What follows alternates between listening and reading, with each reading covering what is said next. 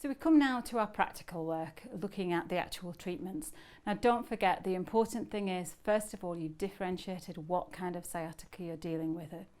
If in any doubt, err on the side of caution and work with a simpler and gentler treatment for axial sciatica. You can see my client is prone, she's face down. There's a pillow under her feet and lower legs in order to support the legs and take any pressure out the back. Now the sciatica might start in the hip or in the lower back, but it will travel all the way down the leg and can come right into the calf and even right into the foot. So to work holistically and work most effectively, we're not just going to work where she might be feeling the pain or the source of the issue in the hip or the lower back. We're going to start by working right at the foot. This allows us to free up all of the tension in the whole leg, so that when we come to free the hip, we've actually freed anything else that might be holding it that would just cause the tension to come back again. We're going to work on Margaret's left leg, and we're going to start by warming the muscle up. We shouldn't be doing any deep work until we've warmed everything up, and we're going to start that warm up right down into the calf. You can see I'm not applying a huge amount of pressure. I am using oil just to glide so that I'm not dragging the skin. And I'm working right round the calf. I'm coming up to the middle, around the outside. I'm not putting on a huge amount of pressure. I'm just starting to not just move the skin, but to move the superficial muscles underneath and to really bring some warmth, bring some blood supply, and start to get some more movement into the muscle. We're going to work on up the thigh. You can see from my draping, I'm keeping Margaret decent. The drape is from the inner thigh out to the hip. I've revealed the area that I'm waiting to work on. Now I would normally work stood more towards the bottom of the foot, but I'm trying to stay out the way of the camera. But you can do the warm-up work from your own modality here. We're basically just as we were with the calf, we're getting the muscles moving, starting to introduce a bit more movement, and we're lubricating the skin as well. Now you can spend longer on that warm-up work. I've just done it quickly because everybody will know the warm-up work already, and you can do that according to your own modality. We're then going to come to work on the foot. As we say, it's important to work at the foot even though the problem might be up in the hip, because of those connections, just those structural and fascial connections that will come down to the foot. So we're working from the furthest away point of the area that might affect the sciatica. Here I'm just starting to warm the foot up. You can see I'm just squeezing and pressing along the outer edge of the foot. Now if somebody has plantar fasciitis as well as sciatica, it would be unfortunate, but you will come across it. Just avoid this area around the heel because that will cause more pain, and we don't want to do that. So we can work upwards and downwards at this stage. We're just trying to again introduce a little bit more movement into this area of the foot. You can use your knuckles to work the sole of the foot. Because the foot is very well padded, you don't particularly need to worry too much about whether you're working over bone, because there's enough muscle and other tissue to protect the bone as you work when you're working on the sole of the foot. It's different when you come to the top of the foot. So you can see I'm working both hands, I'm working into the arch of the foot. There's a little bit of crunchiness there as I'm working. And that's just tension that shouldn't be there, so we want to get that worked out. I can come up the bottom of the foot. I'm going to work much more gently, just following the line between the bones. Again, this is just warming up work. You can roll the foot between your hands.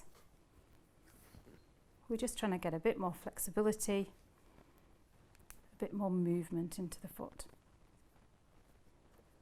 We then come to the more detailed work, and for here we need to start on the toes.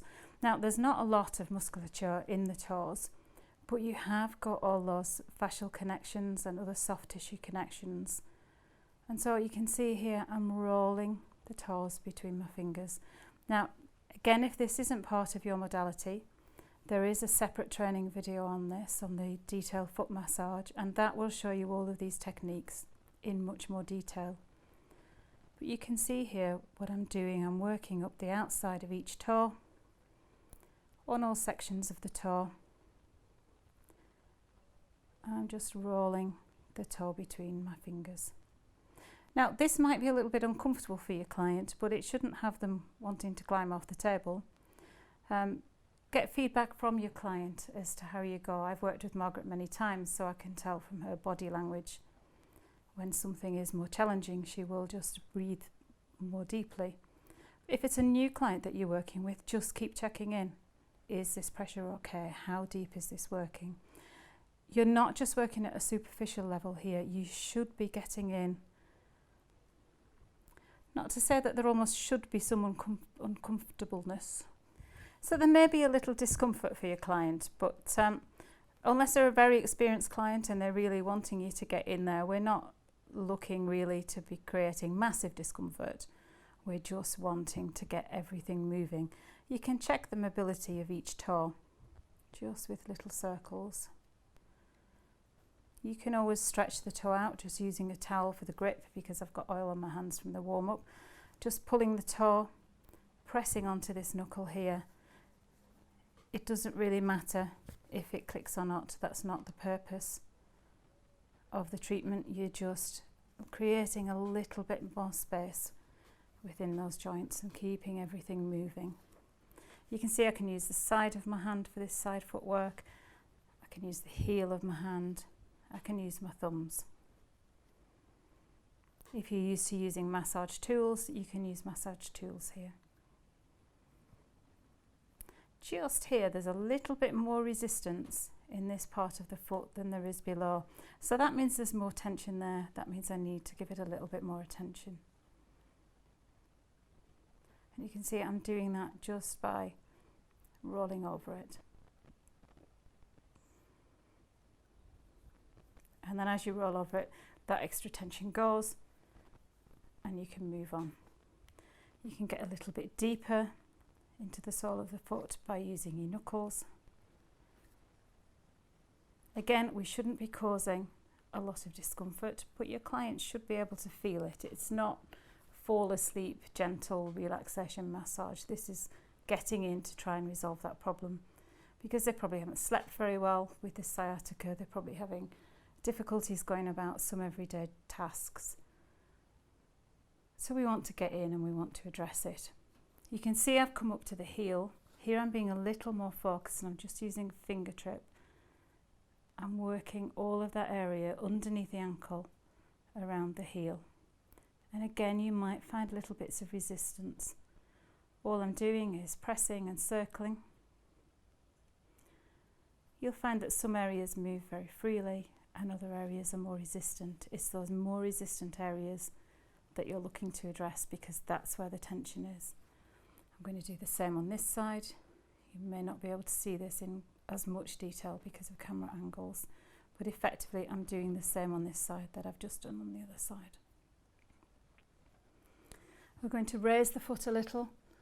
I'm just going to check down in between each toe that there's movement there. You should be able to run your finger up the groove between the toes, at least for a certain way, usually about a third or a halfway up the foot. We don't do a lot of massage work on the top of the foot because there's not really the soft tissue there. You're straight into bone and blood supply, and we don't want to be massaging directly onto that.